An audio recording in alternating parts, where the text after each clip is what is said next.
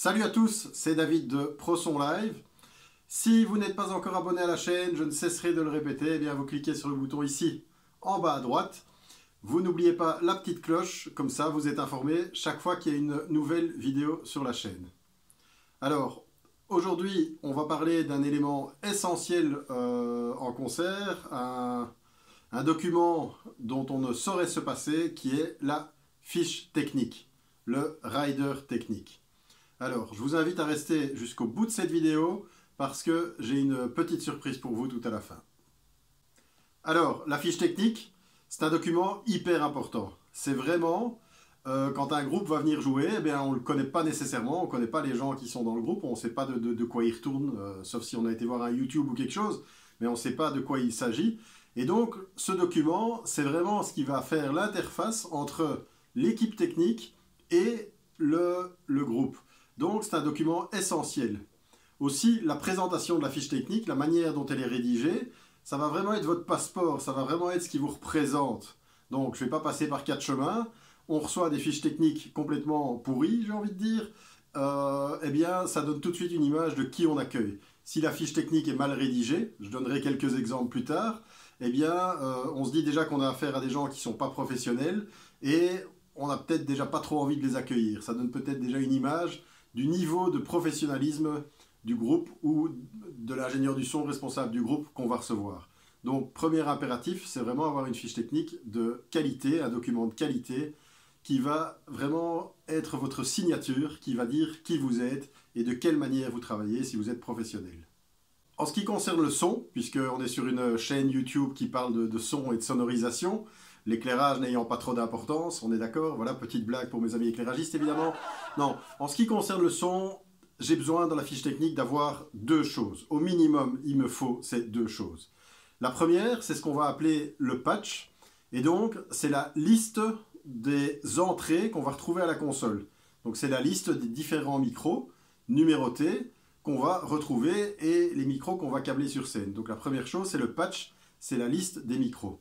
Deuxième chose dont j'ai absolument besoin, eh bien, c'est un plan de scène. C'est la manière dont le groupe va être positionné sur scène.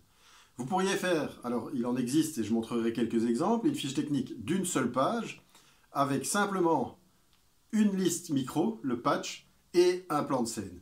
Avec ça, on est déjà très content et on peut déjà s'en sortir dans de nombreuses situations. Si vous voulez rajouter des choses à cette fiche technique, exemple, vous voulez mettre une photo du groupe, vous voulez mettre la bio pour expliquer que Bernard a appris à jouer du didgeridoo à l'âge de 5 ans et qu'il a été nominé au Japan Awards du meilleur joueur de didgeridoo. Personnellement, niveau son, je suis désolé, je reçois énormément de fiches techniques, d'autant plus, on va prendre l'exemple d'un festival où j'ai 36 groupes. Eh bien, peu m'importe que Bernard est champion du monde de didgeridoo, ça ne m'intéresse pas. Donc, je n'ai pas envie d'avoir une photo de vous, je n'ai pas envie d'avoir une photo du groupe, et je n'ai pas envie d'avoir toute la biographie de l'incroyable Bernard, joueur de didgeridoo. Alors, si vous voulez mettre plus d'infos dans cette fiche technique, je vous ai dit au départ, tout ce qui m'intéresse, c'est un patch, une liste des micros et un plan de scène. Eh bien, dans ce cas-là, vous pouvez créer un dossier technique qui sera remis à la production. Dans ce dossier, vous pouvez inclure du coup en première page la photo du groupe, que je n'imprimerai pas pour les techniciens du son, je vous le dis tout de suite. Vous pouvez mettre la biographie, et puis là on peut partir dans un dossier technique complet, avec le logement, quel hôtel, qu'est-ce qu'il faut comme chambre, le catering, si Bernard justement il est vegan et qu'on évitera de lui servir trop de whisky, le parking, et j'en passe. Donc là vous pouvez réellement réaliser un dossier technique, dans lequel je veux retrouver une partie dédiée au son, donc des pages qui ne parlent que de son, dans laquelle on retrouve un patch et un plan de scène. Qu'il s'agisse d'une simple fiche technique son ou d'un dossier complet qui reprend vraiment tous les détails de production, dans tous les cas également, qu'est-ce que je veux? Je veux avoir un contact. Donc même si c'est une seule feuille, je veux avoir quelqu'un que je peux contacter. Si j'ai un souci, si j'ai une question, eh bien je veux pouvoir rentrer en contact avec soit le technicien du groupe, soit s'ils n'ont pas de technicien, avec un des musiciens qui est au moins un peu au courant de la technique, de ce qu'on peut faire, de ce qu'on ne peut pas faire. Donc un contact. Je veux aussi que les pages, s'il y a plusieurs pages, qu'elles soient numérotées. Alors c'est très simple, je vous explique. Je vous ai dit, en festival, on va avoir plusieurs groupes, on va avoir une dizaine de fiches techniques. Certaines font 10 pages, certaines font une page. En festival, exemple, il y a du vent, et donc j'ai tous mes papiers. Eh bien, les papiers, ils sont sur la console retour et ils s'envolent, par exemple. Ou quelqu'un passe, les bouscule et les papiers tombent par terre. Si je suis mal organisé et que j'ai pas mis ça dans un beau classeur, dans un bon dossier. Et comme généralement ça va vite, qu'on a beaucoup de travail, etc., mais parfois on reçoit les fiches techniques, je dirais éventuellement en dernière minute ou peu importe. Mais donc dans tous les cas, je veux que vous numérotiez ces différentes pages. L'idée, c'est que on arrive à dire, voilà, j'ai 5 pages sur 5 pour tel groupe. Donc un contact, votre numéro de téléphone, votre email, que les pages soient numérotées, le nom du groupe, très important. Même chose, festival, j'ai 12 groupes. Si j'ai des feuilles qui ne sont pas notées que c'est tel groupe, le groupe de Bernard, joueur de didgeridoo, eh ben je ne sais pas à qui elles appartiennent. Voilà. Et c'est pas parce que je vois didgeridoo que je suis spécialiste et que je connais, que je dis ah oui, c'est Bernard qui vient jouer au festival. Non, donc un contact, les pages numérotées, le nom du groupe. En plus du nom du groupe, eh bien, vous pouvez mettre le nom de la tournée, si c'est un groupe un peu plus conséquent. C'est tel groupe qui joue pour telle tournée. Et vous pouvez dater ces feuilles. Au pire, je veux dire, ça peut être tournée 2020, ou bon, bien qu'il n'y ait pas de tournée en 2020, on est bien d'accord, blague à part. Non, mais enfin, ça peut être tournée 2017, le nom de la tournée, ou alors vous pouvez encore donner une version de fiche technique. C'est la version 2.0 ou c'est la version 2.0 sans la section de cuivre. L'idée de faire ça, c'est que souvent les productions, les bookers, ils vont programmer les festivals bien à l'avance. On reçoit les fiches techniques dans un premier temps pour faire un budget technique, pour voir un peu qu'est-ce qu'on a besoin, etc., etc. Le groupe évolue, passe peut-être à une nouvelle tournée, et la fiche technique a évolué. Forcément, le producteur du spectacle, qui est un peu plus préoccupé par ses affiches et le catering, eh bien, il va oublier, par exemple, de discuter, de nous transmettre la dernière fiche technique. Peut-être que j'ai pas pu joindre le technicien, j'ai pas eu la dernière version. Et donc, au moins, avec ces versions notées sur la fiche technique, en parlant au technicien, je vais lui dire, écoute, Pierre, donc, qui est l'ingénieur du son de Bernard, joueur de didgeridoo, Pierre, j'ai la version 2.0.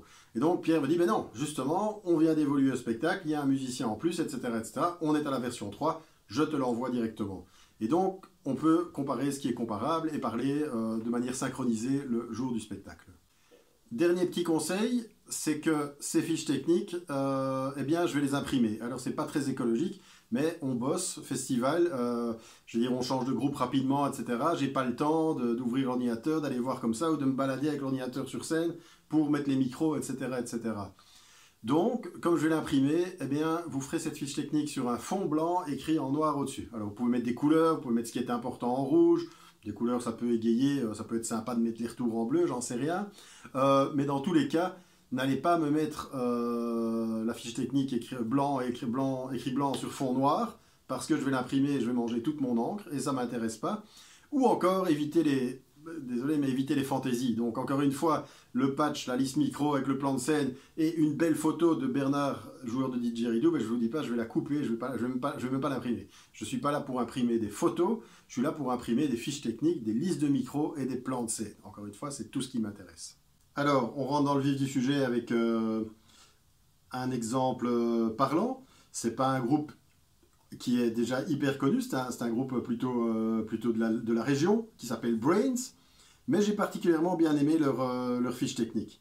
Donc ici, comme je vous l'ai dit, bon, on a un dossier avec avec deux, trois détails, donc les contacts d'un peu tout le monde, etc., avec qui est-ce qui voyage, donc qui fait partie du groupe, qui fait partie de l'équipe technique. Et donc, on a ce fameux patch clairement identifié avec une liste numérotée des micros qui seront sur scène, enfin des entrées qui seront sur scène, quel micro est désiré par le technicien, le type de pied de micro, donc si on voudra un petit ou un grand pied de micro, donc assez pratique ici, c'est que quand moi je vais les accueillir, je vais faire la préparation, eh bien je vais pouvoir dire, voilà, alors petite parenthèse, c'est que own en anglais veut dire propre, son micro, donc own mic holder, c'est sa propre pince micro. Donc ça, je sais que je ne dois pas m'en préoccuper. Par contre, ici, 1, 2, 3, 4, 5, 6, 6 petits pieds de micro et 4 grands pieds de micro. Donc si je suis amené à sponsoriser, ce sera peut-être le 15 jours, à sonoriser les Brains, eh bien, En préparant le matériel, eh bien, je sais que je vais avoir besoin de 6 petits pieds de micro et 4 grands pieds de micro. Petit conseil au passage, s'il vous plaît, on voit ici dans la liste des amis Brains qu'on est sur des micros assez standards. KM184, Sennheiser E609, SM57, SM58.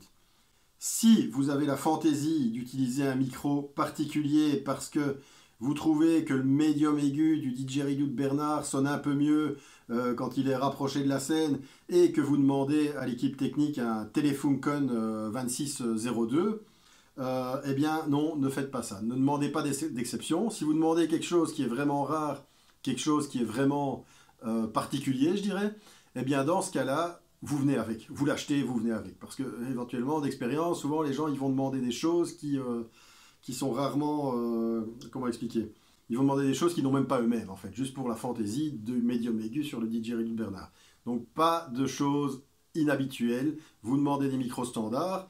Si vous voulez le Telefunken modèle années 70, etc., vous le prenez avec, vous ne nous emmerdez pas avec ça. Et donc, exemple ici, si je reprends la fiche technique de Brains, eh bien, on voit bien que voilà, ils demandent des Audix qui sont des micros quand même assez communs, mais que tout le monde n'a pas.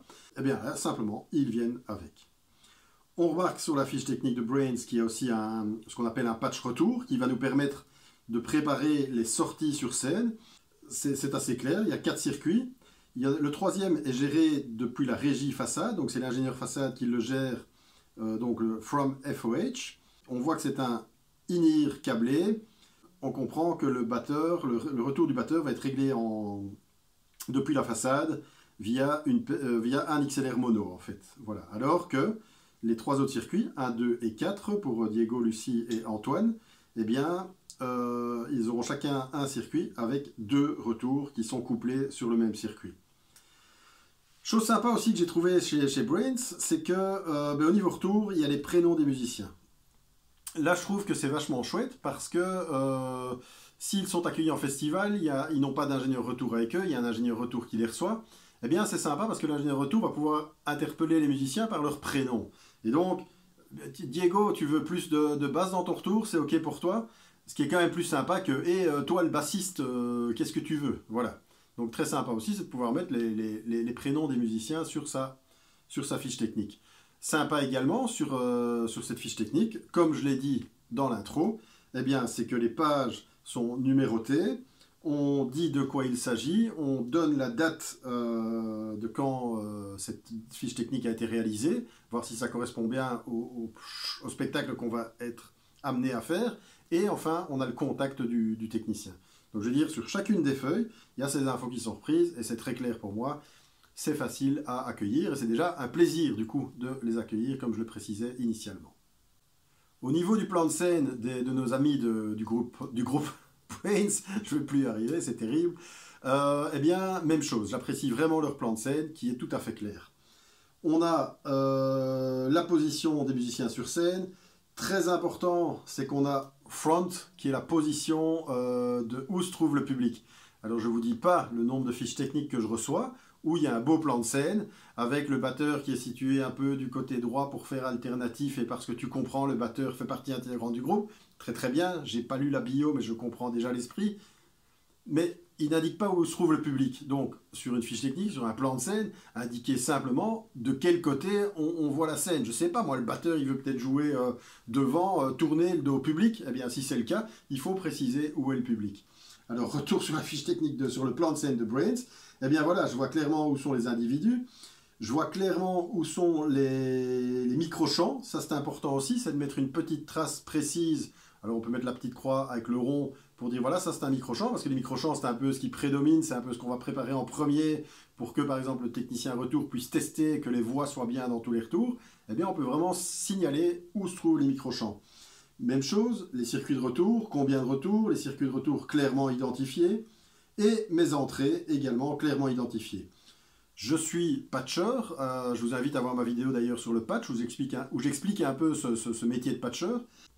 Comment expliquer? Là je vois clairement où sont les entrées, elles sont numérotées, je vais pouvoir préparer mes boîtiers de scène, dire ok la batterie il veut Donc dans ce cas-là, c'est de quoi? De 1 à 7. Les entrées 13, 14, 15 sont au niveau du guitariste à Jardin. Voilà, un plan de scène très précis. Quelques couleurs pour être sympa, pour différencier les différents éléments. Pas de photo, pas de fond noir, c'est parfait, ça me convient parfaitement. En plus de ce fameux patch et de ce plan de scène, vous pourrez toujours ajouter, alors généralement ils sont au début, on peut ajouter des préférences, qu'est-ce qu'on va vouloir comme console, est-ce qu'il y a des petits détails à connaître, etc. etc.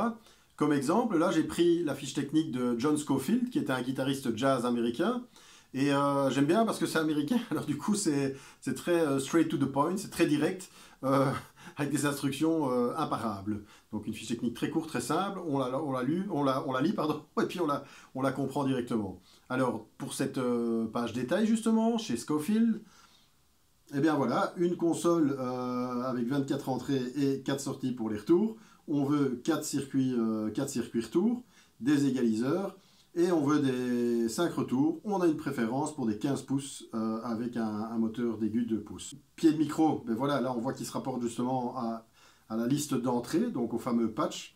Eh bien, regardez combien de pieds de micro il vous faudra dans cette fameuse liste.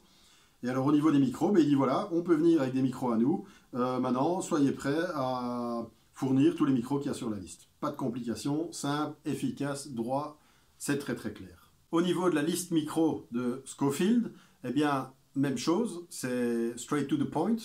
Alors, qu'est-ce qu'on a? Donc 17 entrées, sachant que les entrées 19 à 22 sont réservées à des choses qui vont être en façade. Le laptop du technicien son, ses retours d'effet. Et donc, un patch en 17. De quel instrument il s'agit? Quel micro il veut? Alors ici, sympa, il donne différents choix. Donc si dans mon parc de location, je dois fournir le matos pour Scofield, eh bien, je peux lui mettre un D6 Audix, un Beta 52 de chez Shure, ou un AKG D112. Donc j'ai un peu le choix, il donne ses préférences, mais il laisse la porte ouverte à des alternatives. Donc voilà, je ne vais pas devoir l'appeler, je ne vais pas devoir me casser la tête. J'aurai certainement ça ou des alternatives dans mon parc de location. Au niveau des pieds de micro, small boom, tall boom, donc petit ou grand pied. Et ensuite, si on dans le bon, là on est en 2013, comme on le voit, donc ça date, on avait encore un peu de consoles analogiques à l'époque. Il va parler de ses inserts, donc là il va dire à quel endroit il veut un gate, à quel endroit il veut un compresseur. Donc là c'est plus vieille école, c'est plus quand on avait les consoles analogiques avec les racks de compression de gate à côté. Et donc le technicien d'accueil, c'était un gros boulot d'ailleurs, eh ben, s'occupait à chaque accueil d'aller mettre les gates et les compresseurs dans les entrées souhaitées par le technicien du groupe.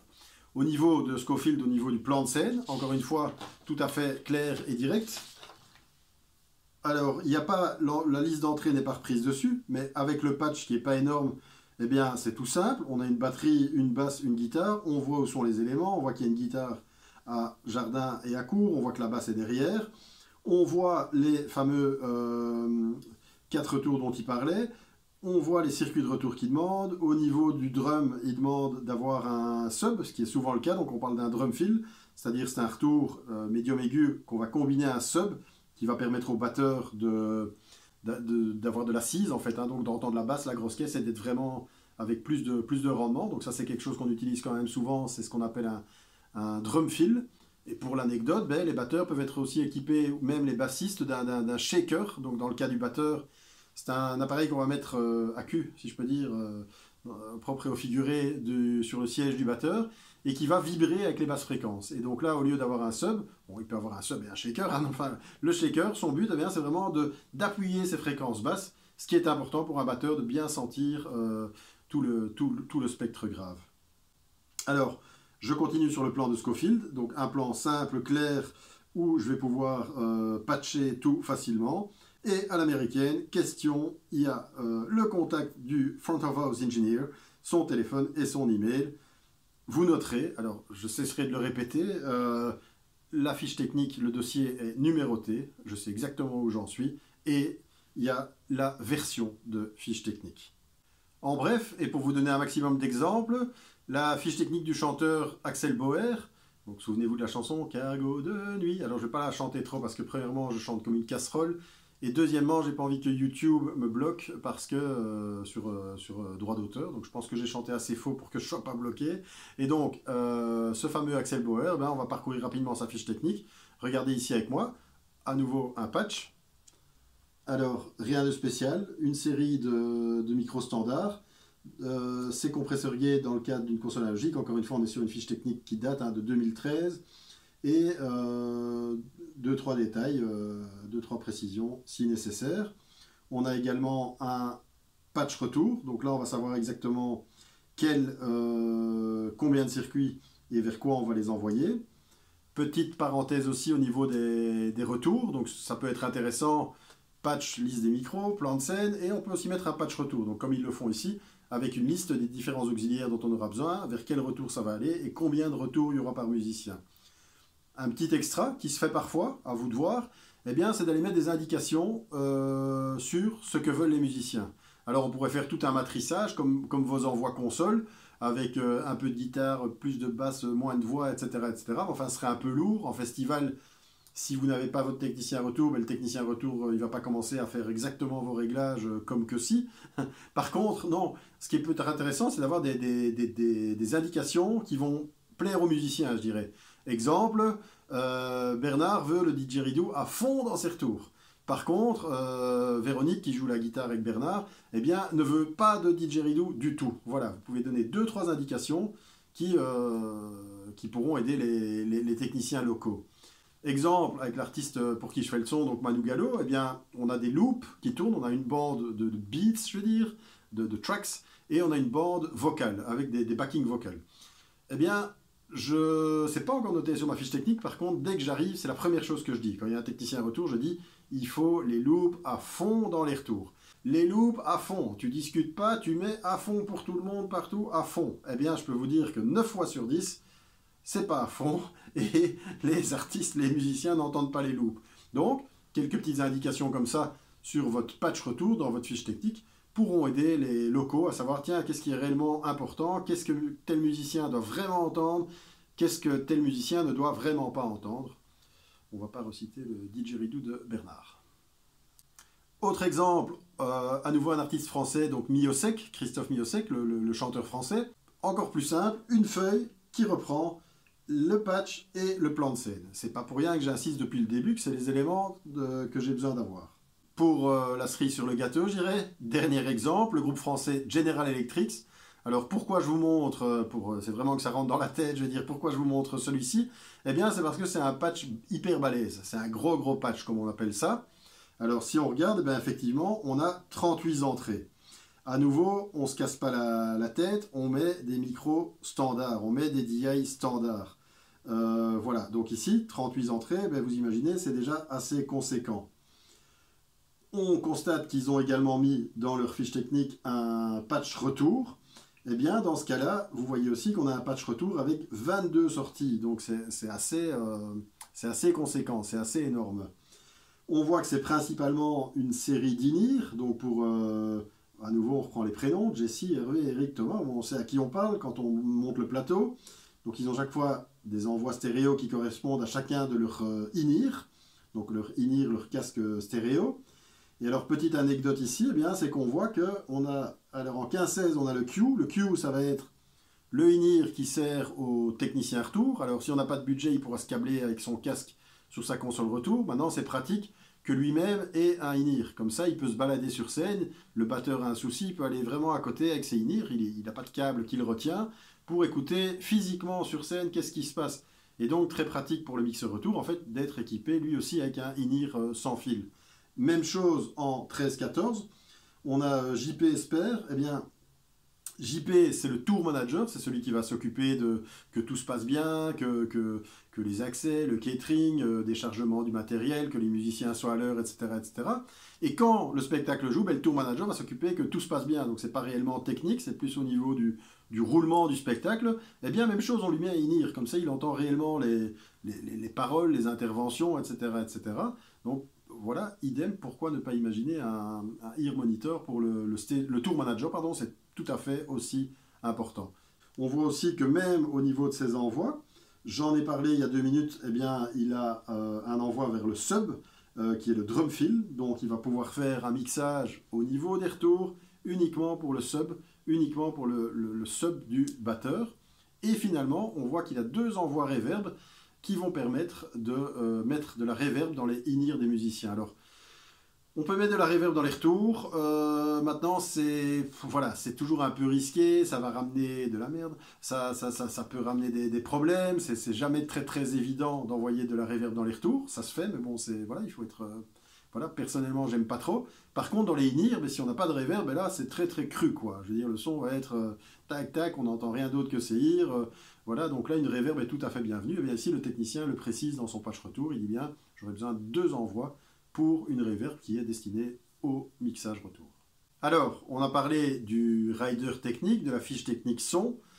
Dans le dossier, donc qui reprend tous les autres détails qui concernent plus la production, le stage manager, le nombre de serviettes, etc., on pourra aussi avoir une liste de ce qu'on appelle le backline. Alors, backline, ça veut dire quoi? C'est les instruments. Donc, une liste de backline, c'est une liste qui va reprendre tous les instruments. Quand les groupes plus conséquents sont en tournée, ils ne vont pas se trimballer, alors parfois ils le font en tourbus avec la remorque, ils ont tous leurs instruments dedans, mais quand on prend l'avion, etc., on ne va pas se trimballer avec toute la batterie, les amplis guitares, etc. Et donc là, selon qu'on joue là, comme on le fait avec le son, on dit je veux tel micro, telle table de mixage, eh bien les artistes vont dire, voilà, je veux, je veux tel ampli guitare, tel modèle de batterie, etc. Ça s'appelle une liste backline. Cette liste backline n'a rien à voir avec le son. À nouveau, ça ne m'intéresse pas qu'un tout petit peu. Je dirais que Bernard, qui joue du didgeridoo, préfère un Vox années 60 avec réverbération. Peu importe le Vox, l'ampli pour le didgeridoo, c'est du backline. Ça ne doit pas se retrouver dans la fiche technique son. Moi, je parle d'un ampli didgeridoo, un ampli guitare. Je ne veux pas savoir qu'il a une préférence. Même chose, et alors c'est là où on va commencer à rire, parce que si on n'est pas là pour rire, à un moment on s'ennuie, eh bien c'est que la fiche technique son n'est pas l'inventaire du matériel dont vous disposez. C'est une anecdote, parce que c'est vrai que c'est pour ces pauvres jeunes groupes débutants, mais on leur demande de faire une fiche technique, et qu'est-ce qui se passe? On va se retrouver avec un inventaire de le matériel. 2 amplis Marshall, une pédale Boss Super Disto, et une pédale Phaser Super Tube. Ça ne m'intéresse pas. Je veux dire, vous jouez de la guitare, vous produisez un son de guitare, c'est ça qui m'intéresse. Que vous utilisiez 40 pédales, que vous les aviez achetées sur le meilleur site e-commerce, que vous avez un ampli qui est comme ça, ou qui est le meilleur, ou parce qu'un copain a dit qu'il sonnait bien, ça ne m'intéresse pas. Moi, je suis censé sonoriser un guitariste, et je veux le son d'une guitare, peu importe le son que vous produisez. Si le son est correct, le public va aimer, va acheter vos albums. Si votre fiche technique est correcte, les techniciens ils vont bien aimer le groupe et vous inquiétez pas, tout ira bien pour vous. Mais donc je ne veux pas d'inventaire d'instruments de musique. On n'est pas dans un magasin de musique, on est sur une scène et on fait de la technique son, s'il vous plaît. Du coup, eh bien, on va passer aux pires exemples. Je ne citerai pas de nom, je ne vais citer personne. Je vais essayer qu'ils ne se reconnaissent pas. Je ferai au mieux et comme ça on voit ce que je ne veux pas voir dans une fiche technique. Alors ici, exemple, on a, c'est un groupe un peu jazz, etc. Et donc, banjo et guitare, AER modèle Acoustic Cube, mandoline, il va jouer sur un Marshall, et la basse, il va jouer sur un Mark Bass Model. Mais bon, c'est quand même pas clair, parce que le musicien doit quand même encore compléter cette fiche technique. Ça a été un peu envoyé à l'imprimerie un peu trop tôt, à la presse un peu trop tôt. Et alors, si tu veux, si il joue sur notre ampli à nous, eh bien, il faut minimum 300 watts et pas de 13 Elliott. Je viens de vous le dire, je ne veux pas entendre parler d'instruments de musique, je ne veux pas entendre parler d'amplificateurs. Donc ici, que ce soit Marshall, Mark ou Trace Elliott, je n'ai pas de Trace Elliott, c'est du backline. Il y a des sociétés de backline, il y a des gens qui vont fournir ça. Et donc là, vous mélangez, vous parlez de 2 choses, vous parlez de son et vous parlez d'instruments en même temps. Ça ne m'intéresse pas. Deuxième pire exemple de tous les temps, c'est ce que moi j'appelle l'inventaire. Et donc là, les gens ils vont dire, eh bien dans le groupe il y a Bernard, Véronique, Sylvie et Pierre, Bernard il a 6 à ça, Véronique elle a 6 à ça, etc. C'est le pire, je reçois ça, déjà mauvaise impression. En plus, c'est moi qui vais devoir rédiger votre patch, je vais devoir faire le boulot que vous êtes censé faire en amont. Notre chanteuse a un micro-voix plus un pied de micro, une DI box. le guitariste, un micro pour le son, etc., NDI box, basse, un micro NDI, cajon, 2 micros et un micro pour le shaker, et l'harmonica, un micro et les retours de scène. Donc là, c'est une liste qui n'est pas claire du tout, où moi je vais devoir écrire un patch pour vous. Pire du pire, et bien finalement, c'est de mentionner une seule entrée par exemple, et de dire basse, DI et jack et micro. Voilà, qui prend une entrée, donc pour moi c'est pas clair. Même chose, même ordre d'idée, je préfère des gens qui ne mettent pas, qui mettent bien ce qu'il y a comme instrument, qui font une liste numérotée, mais qui ne mettent pas de préférence micro. Ça me convient parfaitement, j'ai les micros pour le faire, j'ai les compétences, j'ai le métier pour dire tiens, micro chant, ben, je vais mettre un 58, micro grosse caisse, je vais mettre un bêta 52. Donc je prends l'exemple ici, ben, je peux les citer puisqu'elle est bien faite, le groupe Run Sofa.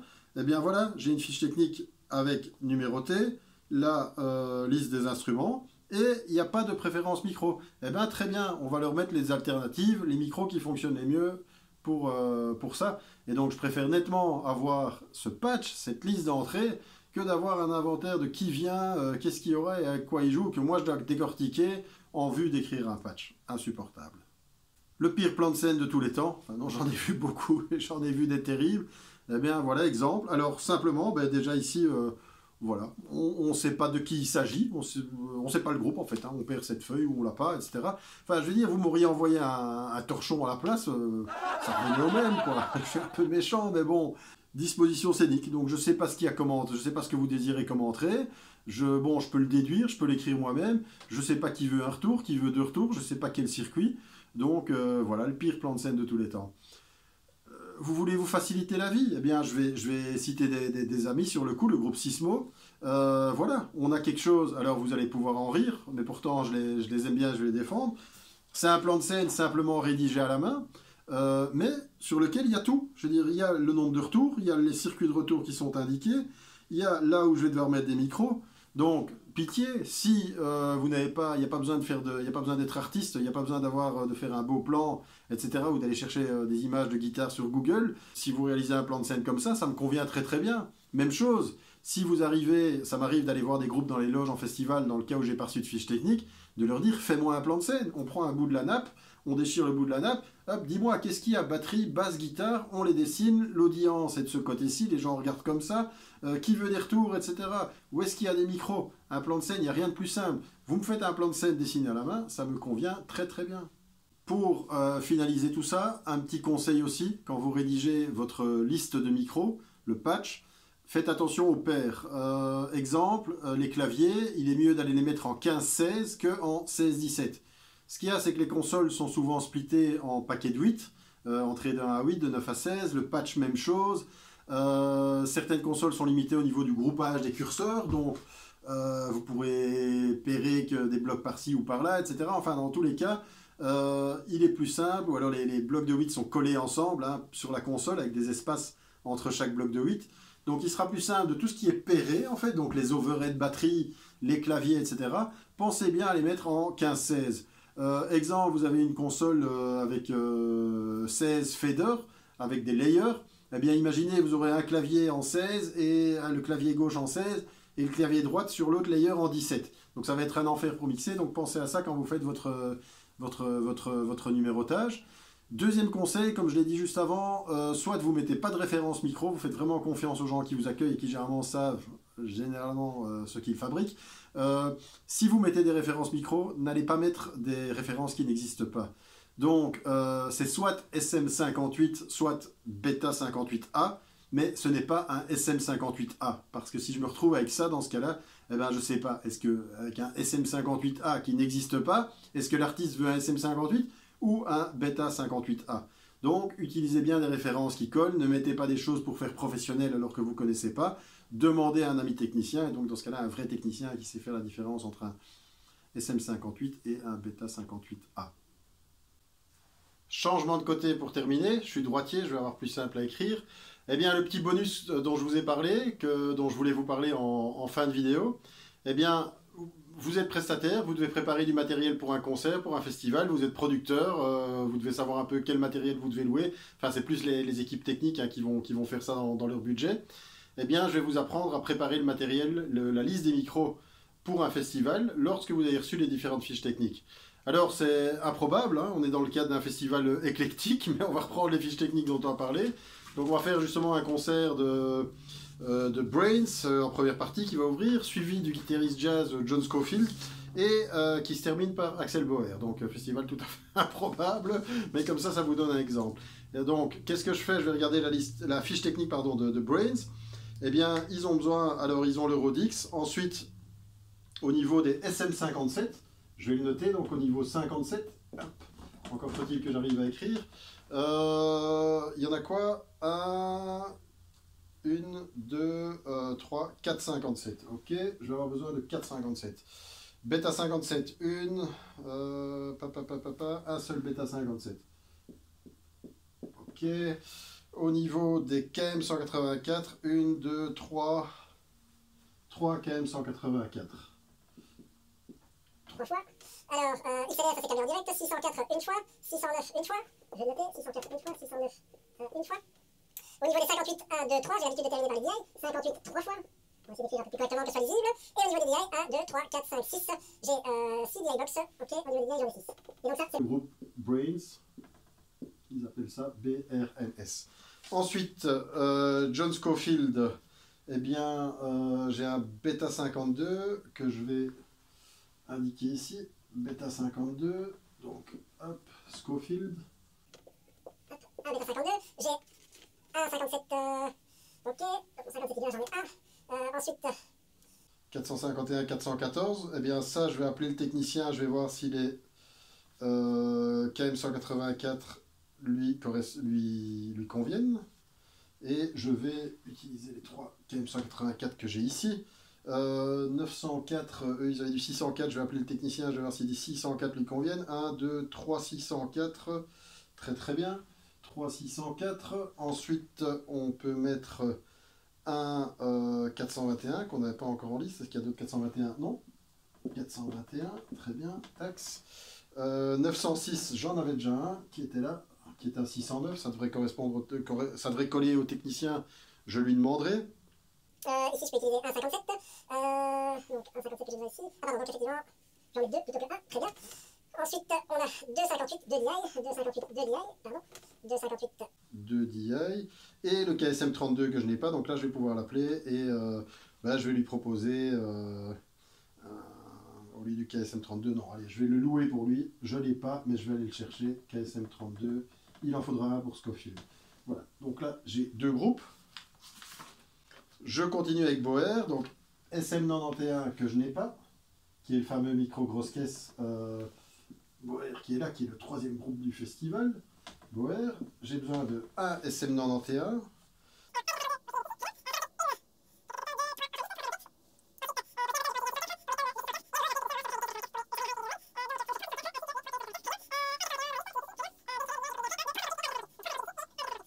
Donc j'ai fait l'inventaire de ce que j'avais besoin comme micro pour chacun des groupes pour mon festival. Ici maintenant, comme les groupes ne jouent pas en même temps, ben, très simple, j'ai qu'à faire une addition. Ok, ici, qu'est-ce que j'ai besoin? Eh bien, au niveau 57, je m'en sortirai avec 4 SM57. Bêta 57, je m'en sortirai avec 1, KM184, 3, et ainsi de suite. 3 604 suffiront, 1 609 pour faire tout le monde, 3 58 au maximum, 6 DI box, 1 bêta 52, 1 421, un KSM32 que je louerai puisque je ne l'ai pas, un SM91 et un bêta 58. Et donc ainsi, je veux dire, avec ce petit tableau, alors je ne vous apprends pas à utiliser Excel, c'est pas la question. La question, c'est de répartir les différents groupes, d'étudier combien de micros j'ai besoin pour chacun, et au final, de savoir combien de micros je vais devoir louer au festival, combien de micros je vais devoir utiliser je vais avoir besoin pour pouvoir réaliser tous ces groupes qui s'enchaînent. Et donc, au changement de groupe, eh bien, je sais que j'ai utilisé le 421 sur la grosse caisse de Scofield, eh bien, elle va servir sur la guitare de Bauer au changement de plateau. Je corse un peu la donne. Donc là, on a un festival avec 3 groupes. On peut aussi avoir un festival avec plusieurs scènes. Et donc, si on est prestataire, qu'on est amené à fournir le matériel pour ce festival, si ça, c'est la scène 1, eh bien, on peut aussi avoir une scène 2, et sur laquelle par exemple, va se produire un groupe DJ plus tard dans la soirée. Donc on va le noter DJ, et ce DJ, il a plein de machines, il a plein de trucs, et il a besoin d'une série de DI. Donc je sais pas moi, il a besoin de 12 DI pour brancher toutes ces machines, parce qu'il a plein d'effets, etc., etc. Donc effectivement, on lui a besoin de 12 DI. Et donc, ce qu'on peut faire ici, je dirais, pour différencier entre la scène 1 et la scène 2, c'est que si vous faites mon calcul, on pourrait dire, tiens, j'ai besoin au total de 18 DI. Mais il y a une petite astuce à laquelle vous pouvez penser, c'est que le DJ il joue à 23 heures, alors que Brains, qui est mon groupe sur la scène 1, qui a le plus besoin de DI, donc ils ont besoin de 6, c'est que Brains il joue à 18 heures. Et donc là, en fait, simplement, ce qu'on va pouvoir faire, c'est que on va pouvoir, quand le DJ joue tard, on va pouvoir récupérer les DI box de Brains, toutes celles qu'on avait besoin pour Brains, et on va pouvoir, alors pas toutes parce qu'on a besoin d'en garder pour le reste des groupes, mais on va pouvoir switcher de micro entre les différentes scènes. Donc si c'est un grand festival, un grand site, on aura un runner, on a un stagiaire qui va pouvoir courir et faire l'échange en disant tiens, à telle heure, j'ai besoin des DPA, des micros assez chers ou ceci, cela, sur telle scène, etc., etc.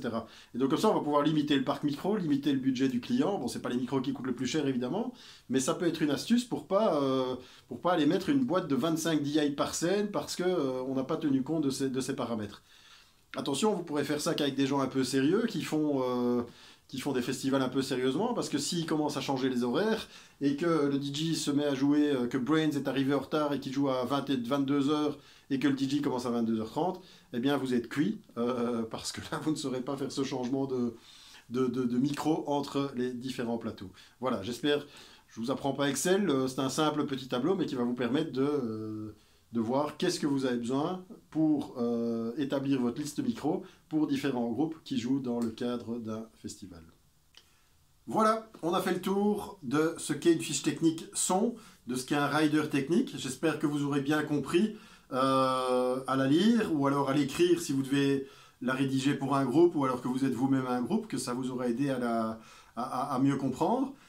Je vous fais un petit rappel, donc on veut un patch, donc une liste des micros au minimum, une liste des micros et un plan de scène, de comment vous serez positionné. Chacune des feuilles proprement numérotées, de quel groupe il s'agit, votre contact, etc. etc. Les mêmes infos succinctes sur chacun des documents. Si vous voulez parler d'autre chose, la biographie, la photo du groupe, le catering, le logement, le parking, vous mettrez ça dans un dossier, donc les pages techniques son seront vraiment précises et vous pourrez mettre tout l'autre blabla dans un dossier qui concernera plus la production. Pour terminer, les petites anecdotes, si vous en avez, n'hésitez pas à les écrire ici en bas en commentaire, mais du moins les petites histoires que je connais en fiche technique comique.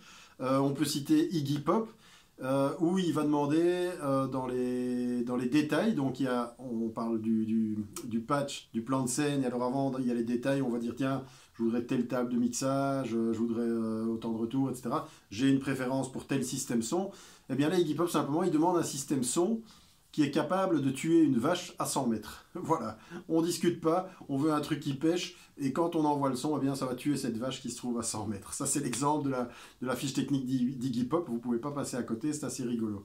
On a aussi, alors ça concerne plus le dossier que la fiche technique en tant que telle, mais on a aussi les groupes qui, dans le catering, donc ce qu'ils veulent à manger, à boire, etc., etc., eh bien, ils vont demander, par exemple, d'avoir des M&M's, sauf des bleus. Donc, qu'on ait un paquet de M&M's, jaune, rouge, vert, mais sauf les bleus.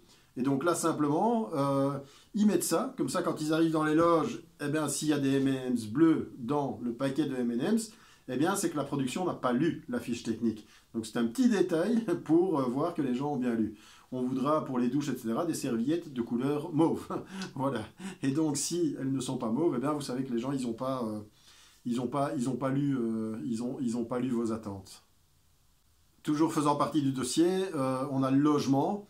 Et donc là, je me souviens d'un artiste américain qu'on accueillait.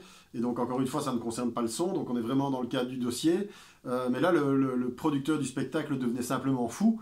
Parce que pour l'artiste, lui, il y en avait deux en fait qui chipotaient. Donc il y en avait un, lui, il fallait un canari jaune dans sa chambre d'hôtel.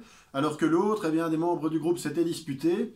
Et donc il fallait que Tony dorme à un étage, alors que Joe devait dormir à un étage tout à fait séparé, une autre aile de l'hôtel.